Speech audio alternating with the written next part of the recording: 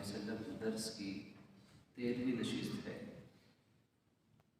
سلسلہ کلام رسول اکرم صلی اللہ علیہ وآلہ وسلم پر فترۃ الوحی یعنی وحی کے وقفے کے بعد سورۃ المدثر کا نزول ہے۔ ابتدائی آیات یا ایھا المدثر قم فانذر وربک فکبر، اے چادر میں لپٹنے والے اٹھیے اور لوگوں کو ڈرائیے۔ ان آیات مقدسہ کا نزول ہے اپنے رب کی بڑائی کو بیان کیجیے، اپنے لباس کو خوب پاک کیجیے اور برائی سے خوب دور رہیے، اور زیادہ لینے کے لیے احسان مت کیجیے اور اپنے رب کے لیے صبر کیجیے۔ پہلی وحی میں تو نبوت عطا کرنے کا اعلان تھا کہ جبرائیل علیہ السلام آگے جو کسی نبی کے پاس آتے تھے۔ دوسری وحی کے اندر حقیقتاً دین کی دعوت و تبلیغ کا حکم دے دیا گیا کہ اب آپ پر دعوت و تبلیغ فرض ہے۔ فانذر، اب اٹھ جائیے۔ جیسا کہ ہر نبی پر، ہر رسول پر یہ بات فرض ہوتی ہے کہ جو وحی اللہ تعالی بندوں کے لیے کسی نبی پر اتارے، وہ نبی، وہ رسول اس وحی کو لوگوں تک پہنچائیں۔ ہر نبی پر یہ بات فرض ہے، آپ پر بھی فرض ہے۔ قم فانذر، لوگوں کو ڈرائیے۔ اب یہاں ڈرانے سے مراد جو ہمیں بات سمجھنی چاہیے، وہ ڈرانا وہ دلی ہمدردی کی وجہ سے کسی کو برے کام کے انجام سے باخبر کرنا ہے۔ یہ ڈرانا عام ڈرانا نہیں ہے، یہ دلی ہمدردی اور رحمت دو جہاں صلی اللہ علیہ وآلہ وسلم نبوت کے اعلان سے پہلے بھی ہر مخلوق کے ہمدرد تھے، صرف انسانوں کے لیے نہیں بلکہ ہر مخلوق کے لیے مہربان تھے۔ تو اب آپ اٹھیے اور اس ہمدردی کے تقاضے کے تحت اب آپ پر تبلیغ فرض ہے۔ ہر نبی نے تبلیغ کی، ہر نبی نے لوگوں کو متوجہ کیا، باخبر کیا۔ اب ذرا غور فرمائیے کہ فانذر کا مطلب صرف یہ نہیں ہوگا کہ لوگوں کو اچھے کاموں کی بشارتیں دیں، یعنی لوگوں سے کہیں کہ اچھے کام کرو گے تو یہ فائدہ ہوگا، اچھے کام کرو گے تو یہ فائدہ ہوگا۔ انذار کے ایک معنی یہ ہے، جو بنیادی معنی ہے کہ جو لوگ برے کام کرتے ہیں نا، آپ نے ان سے بھی منع کرنا ہے۔ برے کاموں سے منع کرنا مشکل ہے۔ فرض کیجئے میں کہتا ہوں کہ سچ بولیے، سچ بولنے کا بڑا فائدہ ہے، بڑا ثواب ہے، بڑی برکت ہے، تو کسی کو برا لگے گا؟ ہم میں سے کسی کو یہ بات بری نہیں لگے گی، یہ میٹھی میٹھی بات ہوگی، بڑی شیریں گفتاری ہوگی، سارے کہیں گے واہ واہ بہت اچھی بات ہے، سچ بولنا چاہیے۔ لیکن جب یہ کہا جائے گا کہ جھوٹ مت بولیے، جھوٹ بولنا برا ہے، جو جھوٹ بولے گا اس کا یہ انجام ہے، جو گالی دے گا اس کا یہ انجام ہے، گالی گلوچ کرنے کا یہ انجام ہے، اس کا یہ صلہ نکلے گا۔ اب ظاہر ہے کہ جو جھوٹ بولتا ہوگا اس کو یہ بات بری لگے گی، غیبت کرنے والے کو یہ بات بری لگے گی، غیبت سے منع کرنا۔ شرک کرنے والے کو یہ بات ایٹم بم کی طرح لگے گی کہ مجھے روک دیا شرک کرنے سے، میرے شرک کو برا کہہ دیا، میری بدعت کو برا کہہ دیا، میرے مفاد پہ کلہاڑا چلا دیا یہ کہہ کر۔ تو برائی سے روکنا زیادہ مشکل کام ہے بنسبت اچھائی کا حکم دینے کے۔ تو نبیوں کے نزدیک تو معاشرے کی مخالفت کوئی حیثیت نہیں رکھتی، یہ تو ہم جیسے چھوٹے انسان جو لوگوں سے ڈر جاتے ہیں یا لوگ معاشرے کے رد عمل سے خوف زدہ ہو جاتے ہیں کہ لوگ کیا کہیں گے، لوگ کیا سوچیں گے، فلاں عہدے دار ہمارا مخالف ہو جائے گا، فلاں یہ کر دے گا، فلاں۔ نبی ایسی کسی بات کو خاطر میں نہیں لایا کرتے ہیں، ڈنکے کی چوٹ پر حق بات کو بیان کرتے ہیں، لیکن حکمت کے ساتھ، محبت کے ساتھ اور ہمدردی کے ساتھ اور عزت نفس کو سامنے رکھتے ہوئے نبی حق بات کو بیان فرماتے ہیں۔ یہ جو سورہ مدثر کی ابتدائی آیات تھی، ان آیات کے اندر دعوت و تبلیغ کے اصول بھی دیے گئے ہیں۔ پہلا اصول یہ ہے کہ اب آپ نے جہد مسلسل سے کام لینا ہے، اب آپ کو محنت کرنی پڑے گی۔ لیٹنا آسان ہے، بیٹھنا تھوڑا اور مشکل محنت طلب ہے، اور کھڑے ہونا اور محنت طلب ہے۔ تو دعوت و تبلیغ جو دین کا کام ہے نا، یہ کوئی بچوں کا کھیل نہیں، یہ کوئی پھولوں کی سیج نہیں، یہ تو کانٹوں کا راستہ ہے۔ جب دعوت و تبلیغ کا کام کرنا پڑے گا، جب انسان کرے گا تو مشکلات ضرور آئیں گی، پریشانیاں ضرور آئیں گی، لوگ ضرور باتیں کریں گے، مخالفت کریں گے، برا بھلا کہیں گے، سب کچھ ہوگا۔ تو پہلا کام ثابت قدم رہنا ہے۔ دین کے کام کرنے والے کو ثابت قدم رہنا پڑے گا، اور پہلے سے ذہن بنانا پڑے گا کہ میں جب لوگوں کو اچھائی کی بات کہوں، برائی سے منع کروں گا تو سب مجھے اچھا نہیں کہیں گے، کم اچھا کہیں گے، زیادہ مجھے برا کہیں گے، میرے دوست تھوڑے رہ جائیں گے، دشمن زیادہ ہو جائیں گے، تو کوئی بات نہیں، اللہ کی رضا کے لیے کرنا۔ تو ثابت قدمی، جہد مسلسل دعوت و تبلیغ کا پہلا اصول۔ دعوت کا سلیبس کیا ہے؟ وَرَبَّكَ فَكَبِّرْ، یہ سلیبس ہے یہ دعوت کا، کہ اللہ کی بڑائی کو بیان کرو۔ اللہ تعالیٰ کی بڑائی کیا ہے؟ کہ اللہ سب سے بڑا ہے۔ اب نماز میں، اذان میں، تکبیر میں، ابھی نماز ہوئی، ہم نے بار بار کہا اللہ اکبر، اللہ اکبر، اللہ اکبر، اللہ اکبر، کتنی بار کہا ہم گن نہیں سکتے، کہ فرضوں کے اندر، سنت کے اندر، وتر کے اندر، واجب اپنا نوافل کے اندر، اذان، تکبیر، سب میں بار بار سب سے زیادہ اللہ اکبر۔ یہ ہے ربک فکبر، یہ ہے دعوت و تبلیغ کا اصول۔ دنیا کی بڑائی نہیں بیان کرنی کہ فلاں سائنسدان ایسا، فلاں حکمران ایسا، فلاں جماعت ایسی، میں ایسا، میرا خاندان ایسا، سب چھوٹے ہیں، اللہ کی ذات بڑی ہے، اس رب کی بڑائی کو بیان کرنا ہے، اس کی قدرت کو بیان۔ یہ ہے نبیوں کا کام، کہ پوری انسانیت کو بتایا جائے کہ رب کتنا بڑا ہے۔ اس چھوٹی سی کائنات کو دیکھ لیجیے جو رب نے پیدا کی، اگر یہ کائنات اتنی بڑی ہے تو پھر رب کتنا بڑا ہوگا۔ جب اللہ کے فرشتے، بعض فرشتے اتنے بڑے ہیں، روایت کا مفہوم بنتا ہے کہ اگر وہ سیدھے کھڑے ہو جائیں تو ساتوں آسمان ان کے ٹخنوں تک پہنچے۔ اب آپ ذرا اندازہ لگائیے کہ اتنے بڑے فرشتے اگر سیدھے کھڑے ہو جائیں تو آسمانوں کی بلندیاں ان فرشتوں کے ٹخنوں تک رہیں گی۔ ایسے قد و کاٹ والے فرشتے۔ اور حضرت جبرائیل علیہ السلام، جب نبی پاک صلی اللہ علیہ وسلم نے آپ کو اصل حالت میں 2 یا 3 مرتبہ دیکھا تو آپ نے فرمایا کہ جبرائیل کے 600 پر تھے، 600 کے لگ بھگ پر تھے، اور مشرق سے مغرب تک تمام پر پھیلے ہوئے تھے۔ اس نے پوری کائنات کو ڈھانپا ہوا تھا۔ تو اب 60 پر تھے یا 70 پر تھے، اس کے لگ بھگ تھے۔ تو آپ بڑے حیران ہوئے، تو جبرائیل نے فرمایا کہ یا رسول اللہ، یہ تو میں ہوں، کچھ فرشتے تو ایسے ہیں جن کے 6,000 پر ہیں، جبرائیل سے بھی بڑے ہیں۔ تو اب غور کیجئے کہ وہ رب کتنا بڑا ہوگا جس کے سامنے جبرائیل بھی یوں ہاتھ باندھ کے کھڑا ہوتا ہے، جبرائیل بھی نظر نہیں اٹھا سکتا، وہ رب کیسا ہوگا جس کی تجلیات اتنی ہیں کہ شب معراج میں آقا تشریف لے گئے اور جبرائیل سدرۃ المنتہا پہ رک گئے کہ آگے جاؤں گا رب کے انوارات سے میرے پر جل جائیں گے۔ تو رب کتنا، تو اس رب کی بڑائی کو بیان کرنا، دلوں میں بٹھانا، یہ دعوت و تبلیغ کا سلیبس۔ بس اور پالیسی کیا ہے، حکمت عملی کیا ہے؟ وہ ہے اپنے لباس کو خوب پاک رکھیے، یعنی جو دعوت و تبلیغ کا کام کرے گا، جو دین کی خدمت کا کام کرنے والا ہوگا، اس کو اپنا دامن پاک رکھنا پڑے گا۔ یہ بڑی گہری آیت ہے۔ وَثِيَابَكَ فَطَهِّرْ، ظاہری طور پر بھی لباس پاک کرنا پڑے گا، لباس پہ چھینٹے پڑ جانا، ناپاک چیز لگ جانا، یہ عبادت کے خلاف ہے۔ اسی لیے آج بڑا مسئلہ ہے کہ بہت سے لوگ اس چیز کا خیال نہیں رکھتے، پاکی اور ناپاکی کا۔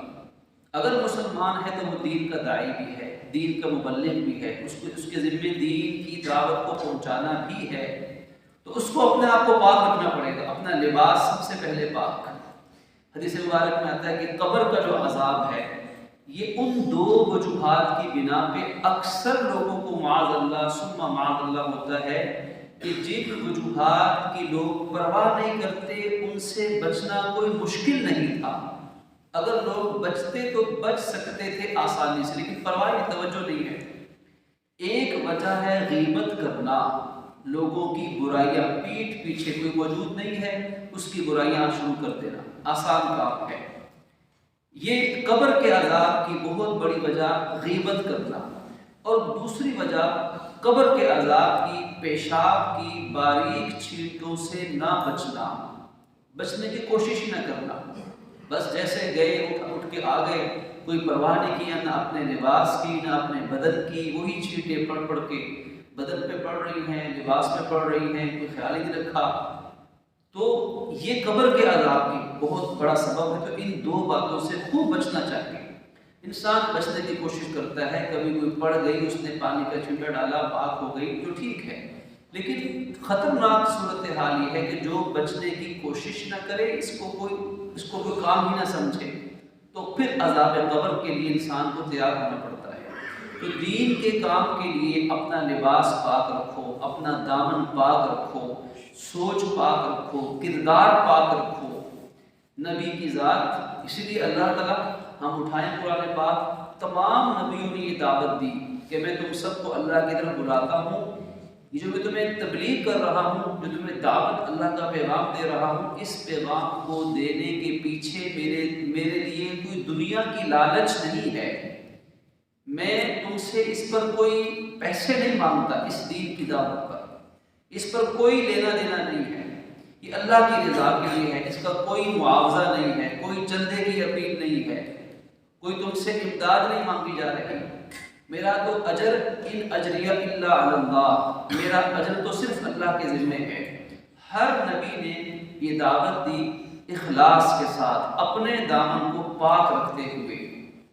تو دعوت دین کا یہ اصول ہے کہ دعوت دین کا کام کرنے والوں کا کردار معاشرے کے سامنے بالکل پاک اور روشن کردار ہونا چاہیے. تہمت کے مقام سے بچنا، جس مقام پہ تہمت لگتی ہو، دین کے کام میں حرف آتا ہو، ان کو بڑی احتیاط سے اس کام کو کرنا پڑتا ہے. پھر اسی طرح وَالرُّزَّ اور آپ ہر برائی سے، ہر ناپاکی سے اپنے آپ کو محفوظ رکھیے. اور زیادہ لینے کے لیے لوگوں پر احسان مت کیجیے. کسی پر احسان، کسی کے ساتھ نیکی کرنی ہے تو اللہ کی رضا کے لیے اور اپنے رب کے لیے صبر کرتے رہیے. وَلِرَبِّكَ فَاصْبِرْ. اب یہ جو صبر تھا نا، اس سورہ مدثر کی آخری جو آیت تھی، جو وحی نازل ہوئی ایک وقفے کے بعد، سب سے بڑا حکم اس میں صبر کا تھا. اور دیکھیے 13 سال کی پوری مکی زندگی اس لفظ کے اندر بند ہے کہ اپنے رب کے لیے آپ صبر کیجیے. اب صبر کیا تھا وہ تو تفصیل ہے جو انشاءاللہ مکی زندگی کے حالات و واقعات میں آتی رہے گی کہ اللہ کے نبی نے کیسا صبر کیا. فرماتے ہیں کہ جتنی مصیبتیں مجھ پر آئیں، مجھ سے پہلے کسی پیغمبر پر نہ آئیں، آپ صبر و تحمل کے ساتھ چلتے رہے. تو جب یہ فریضہ آپ پر دعوت و تبلیغ کا فرض ہو گیا، اب آپ نے گھر جا کر دعوت دی اپنی وفا شعار زوجہ حضرت خدیجہ الکبریٰ رضی اللہ تعالیٰ عنہا کو. آپ نے فوراً اسلام قبول کیا اور کلمہ پڑھ لیا. اپنی صاحبزادیوں 4 بیٹیوں کو کلمہ پڑھایا، انہوں نے فوراً کلمہ پڑھ لیا. اب اللہ کے نبی صلی اللہ علیہ وسلم اپنے دوست، اپنے بچپن کے ساتھی، اپنے رفیق، سلیم الفطرت ہستی اور پاکیزہ انسان سیدنا حضرت ابو بکر صدیق رضی اللہ تعالیٰ عنہ کے پاس ملاقات ہوتی ہے. اور صدیق اکبر جب حضور کا یہ پیغام سنتے ہیں کہ آپ اللہ کے رسول ہیں اور اللہ تعالیٰ کے سوا کوئی معبود نہیں ہے، تو بغیر کوئی دلیل مانگے، کوئی دلیل نہیں مانگی، کوئی لوجک نہیں پوچھی، کوئی ثبوت طلب نہیں کیا، اسی لمحے سنتے ہی حضرت ابو بکر صدیق نے بھی کلمہ پڑھ لیا. آپ فرماتے ہیں کہ میں نے جس کے سامنے بھی اپنی یہ دعوت رکھی، دعوت سے مراد کھانا پینا نہیں، دعوت سے مراد پیغام پہنچانا، تبلیغ کرنا، میں نے جس کے سامنے بھی یہ دعوت رکھی تو ہر ایک نے مجھ سے کوئی دلیل مانگی سوائے ابو بکر صدیق کے. کہ بغیر دلیل مانگے انہوں نے میرا کلمہ پڑھا اور مجھ پر ایمان لے کر آئے. اور اسی لیے آپ نے فرمایا واللہ لو وزن ایمان الامت کلھا لرجح ایمان ابی بکر، اگر میری پوری امت کے ایمان، پوری امت کا ایمان ایک پلڑے میں رکھ دیا جائے اور دوسرے پلڑے میں ابو بکر صدیق کا ایمان رکھ دیا جائے تو ابو بکر صدیق کا ایمان وزنی ہو جائے گا. یہ صدیق اکبر جو بالغ مردوں میں، سمجھدار مردوں میں، جہاں دیدہ لوگوں میں سب سے پہلے آپ نے اسلام قبول کیا اور بغیر کسی دلیل کے طلب اسلام قبول کیا. اس لیے آپ نے فرمایا کہ انبیاء کرام علیہ السلام کے بعد زمین پر ابو بکر صدیق سے افضل انسان نے کبھی قدم نہیں رکھا ہوگا. حضرت ابو بکر صدیق جو کہ بچپن سے ہی بڑے نیک تھے، زمانہ جاہلیت میں بھی ہر برائی سے اپنے آپ کو، جتنے لوگ برائیاں کرتے تھے آپ کسی برائی کے اندر کبھی مبتلا نہ ہوئے. اور لوگ شرک کرتے تھے. آپ کے والد جنہوں نے بعد میں اسلام قبول کیا، ابو قحافہ، ابھی وہ شرک کرتے تھے اور بیٹے سے کہتے کہ ابو بکر کیا تم کیوں بتوں کی پوجا نہیں کرتے، تم کیوں الگ رہتے ہو، بڑا مجبور کرتے، اصرار کرتے. ایک مرتبہ پکڑ کے لے گئے کہ تم بھی میرے ساتھ بتوں کی پوجا کرو. تو آپ نے فرمایا کہ اچھا ابا جان آپ بہت ہی اصرار کرتے ہیں تو ذرا مجھے یہ بت دے دیں، میں ابھی نہیں، میں ذرا علیحدگی میں جا کے دیکھتا ہوں، اس کے ساتھ معاملہ کرتا ہوں، یا جو آپ کہہ رہے ہیں آپ کی بات مانتا ہوں تو میں سب کے سامنے نہیں کروں گا، الگ لے کر جاؤں گا. صدیق اکبر فرماتے ہیں کہ میں اس بت کو پکڑا اور پکڑ کے اپنے گھر لے آیا، کمرہ اندر سے بند کر دیا. اب بت سامنے پڑا ہوا ہے. اب دیکھیے ایمان کیسا تھا، یقین کیسا تھا. آج تو مسلمان چھوٹی چھوٹی باتوں کے لیے شرک اور بدعت والے اعمال کے اندر مبتلا ہو جاتے ہیں، عیسائیوں کی دعاؤں میں پہنچ جاتے ہیں. آج ہم مسلمانوں کی ایمان کی حالت کیا ہے؟ عیسائی پاسٹر اشتہار لگاتے ہیں کہ شفائی دعا کی جائے گی، شفائیہ دعا، جس میں عیسائی دعا مانگے گا اور سارے عیسائی ہوں گے اور ہمارے مسلمان بھی بیچارے وہاں پہنچ جاتے ہیں. کیا کبھی اللہ کا بیٹا ماننے والے مشرک کی دعا بھی قبول ہوتی ہے؟ اتنی بڑی ایمان کی بے قدری کہ آپ کے دل میں تو ایمان تھا، اللہ تعالیٰ کی توحید پر ایمان تھا، آپ ساری امت انسانیت کے لیے دعا کر سکتے تھے، لیکن پہنچ گئے عیسائیوں کی دعاؤں کے اندر اور آہستہ آہستہ پھر ان جیسے عقیدے شروع ہو گئے، ایسے تعویذ گھنٹے شروع ہو گئے کہ جن کے اندر شرک موجود ہے، شرکیہ چلا کشیاں شروع ہو گئی. تو یہ کمزور ایمان کی نشان، ایمان کو مضبوط رکھنا چاہیے. جی کوا بول کے چلا گیا، دیوار کے اوپر کچھ ہو جائے گا، کالی بلی آگے سے گزر گئی، اب واپس آج تو کام نہیں چلنا، آج تو دیہاڑی نہیں لگنی، آج تو آفس میں ڈانٹ پڑنی ہے، واپس آ جانا.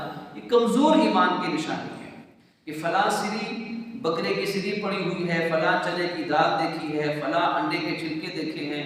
تو ان باتوں کی وجہ سے بائیں ہاتھ میں خارش شروع ہو گئی، آنکھ چمکنا شروع ہو گئی. تو یہ ایسی چیزیں کہ ان کی وجہ سے کائنات میں کچھ نہیں ہوتا اور اپنے ایمان کو مضبوط کرنا چاہیے. ہمارے لیے بڑا سبق ہے. صدیق اکبر فرماتے ہیں کہ اب بت میرے سامنے تھا، میں نے بت سے کہا مجھے پیاس لگی ہے پانی دے. اب ظاہر ہے کہ ابھی سمجھانے کے لیے مجھے پیاس لگی ہے پانی دے. اب بت خاموش، اس نے کیا جواب دینا ہے؟ آپ نے پھر کہا اچھا مجھے بھوک لگی ہے کھانا دے. تو بت پھر خاموش بت ہے. آپ نے پتھر اٹھایا اور کہا کہ اے بت تو نہ مجھے پانی دے سکتا ہے نہ مجھے کھانا دے سکتا ہے، اگر تیرے اندر ذرہ برابر بھی کوئی طاقت ہے تو چلو مجھے کچھ نہیں دے سکتا تو اپنے آپ کو تو بچا کے دکھانا، اپنے آپ کو تو بچا. فرماتے میں نے پتھر اٹھایا اور جو دے مارا اس بت کو تو بت پاش پاش ہو گیا، ٹکڑے ٹکڑے ہو گیا. اب یہ جب ان کے والد ابو قحافہ گھر آئے تو دیکھا کہ ان کا جھوٹا خدا ٹکڑے ٹکڑے پڑا ہے. اب وہ آگ بگولا ہو گئے اور ابو بکر صدیق کو ڈھونڈنے لگے. ان کی والدہ محترمہ صدیق اکبر کی والدہ محترمہ نے جنہوں نے بعد میں اسلام قبول کیا، جب غصے میں دیکھا شوہر کو تو پوچھا کیا ماجرا ہے؟ تو کہنے لگے کہ میں نہیں چھوڑوں گا اس کو، اس نے ہمارے خداؤں کی توہین کر دی ہے، ہمارے خدا کو توڑ ڈالا ہے. تو آپ کی والدہ محترمہ نے کیا فرمایا کہ میرے بیٹے کو کچھ نہ کہنا، میرے بیٹے کو کچھ نہ کہنا، ان ابنی ھذا لشأن، میرے اس بیٹے کا بڑا اونچا مقام ہے، کیونکہ جب یہ بیٹا رحم مادر میں تھا نا، ابھی اس بیٹے کی پیدائش نہیں ہوئی تھی اور میں امید سے تھی، تو میں نے اپنے کانوں سے ایک آواز سنی تھی، مجھے کہا گیا تھا کہ تمہارا یہ بیٹا بڑا مبارک ہے، اور اس بیٹے کا نام آسمانوں میں صدیق رکھا گیا ہے، اور یہ تمہارا بیٹا دنیا کے نبیوں کے امام کا رفیق بننے والا ہے۔ تو میں تو بچپن میں اس بیٹے کی عظمت سنتی آئی ہوں، لہذا تم اسے کچھ مت کہنا، وہ جو کرتا ہے اسے کرنے دینا۔ تو ان کے والد کا غصہ کچھ ٹھنڈا ہو گیا، تو صدیق اکبر نے بغیر دلیل طلب کیے سب بڑوں میں سب سے پہلے کلمہ پڑھ لیا۔ پھر آپ نے آپ کے آزاد کردہ غلام، آپ کے منہ بولے بیٹے، آپ کے غلاموں میں سب سے پہلے کلمہ پڑھا حضرت زید بن حارثہ رضی اللہ تعالیٰ عنہ نے۔ اب یہ دعوت سینہ بسینہ تھی، ابھی کھلے عام دعوت نہیں تھی۔ پھر اللہ رب العزت نے حکم دیا کہ وَأَنذِرْ عَشِيرَتَكَ الْأَقْرَبِينَ، اے نبی جی اب آپ اپنے قریبی رشتہ داروں کو جمع کیجئے، ان کو ڈرائیے، ان تک پیغام پہنچائیے۔ چنانچہ آپ نے ایک روایت میں آتا ہے حضرت علی کرم اللہ جو چھوٹے بچے تھے، آپ کے چچا زاد بھائی تھے، آپ کی پرورش کفالت میں تھے، ان سے کہا کہ گوشت لے کر آؤ، وہ گوشت لے کر آئے، اس گوشت کو پکایا گیا۔ آپ نے تمام سرداروں کو، بنی ہاشم کو، بنی قریش کو جمع کیا، اور ان سب کو جمع کر کے آپ نے دعوت دینا چاہی۔ لیکن اس مجلس میں ایک بوڑھا شخص، حضور کا سگا چچا، بڑا مخالف بھی موجود تھا، جس کو ابو لہب کہا جاتا تھا۔ ابو لہب اس کا نام نہیں تھا، کنیت تھی، کیونکہ بڑا وہ ظاہری طور پر سرخ رنگت والا تھا۔ تو اس نے اس محفل کے اندر شور شرابہ شروع کر دیا اور ہلہ بول دیا، اور یہ محفل ساری درہم برہم ہو گئی، اور حضور اس پہلی دعوت میں دین کا پیغام نہ پہنچا سکے۔ پھر آپ نے دوبارہ کسی موقع پر پھر سب کو بلایا، دعوت دی، کھانے پہ بلایا، اور پھر سب کو دعوت دی، اور سب پھر مخالف ہو گئے، سوائے چھوٹے معصوم بچے حضرت علی، سب کہہ دیجیے رضی اللہ تعالیٰ عنہ۔ آپ نے اس چھوٹے بچے نے اسلام قبول کر لیا۔ اب دیکھیے بڑے بڑے سرداروں کے مقدر میں جو جہاں دیدہ اور اپنے زمانے کے بڑے تجربہ کار لوگ تھے، سب محبوب رہے، چھوٹے بچوں میں سب سے پہلے حضرت علی کرم اللہ وجہہ نے اسلام قبول فرما دیا۔ اب یہ قافلہ چلتا ہے، اب دیکھیے السابقون الاولون، یہ شروع کے اسلام لانے والے، قرآن نے ان کا نام لے کر کہا کہ السابقون الاولون من المہاجرین والانصار، یہ مہاجرین میں سے انصار سب سے پہلے جو اسلام لانے والے ہیں۔ حضرت ابوبکر صدیق بالغ مردوں میں، بڑی عمر کے لوگوں میں سب سے پہلا کلمہ، بچوں میں حضرت علی، غلاموں میں حضرت زید، خواتین میں حضرت ختیجہ، اور آپ کی صاحبزادیوں بیٹیوں میں سے۔ پھر یہ دعوت سینہ بسینہ چلتی رہی آپ نے، اور اس دعوت سے بڑے لوگوں نے ابتدائی اسلام قبول کیے۔ حضرت عمر بن عنبسہ نے اسلام قبول کیا، حضرت خالد بن سعید، حضرت بلال بن رباح، حضرت سعد بن ابی وقاص، حضرت طلحہ بن عبید اللہ، عثمان بن عفان، حضرت زبیر بن عوام، حضرت عبد الرحمن بن عوف، سب کہہ دیجیے رضی اللہ تعالی عنہم، اللہ ان سب سے راضی ہو گیا۔ حضرت عمار، حضرت یاسر، حضرت سمیہ، اللہ تعالیٰ ان سب سے راضی ہو گیا۔ یہ وہ لوگ تھے جنہوں نے اس روئے زمین کے اوپر سب سے پہلے اللہ کے نبی کا کلمہ پڑھا۔ یہ دعوت ابھی سینہ بسینہ تھی، تو اللہ رب العزت نے پھر حکم دے دیا، اے نبی جی فاصدع بما تؤمر، اے نبی جی اب یہ جو اعلان ہے نا، اب آپ نے یہ اعلان تمام لوگوں کے سامنے کھلم کھلا بیان کرنا ہے۔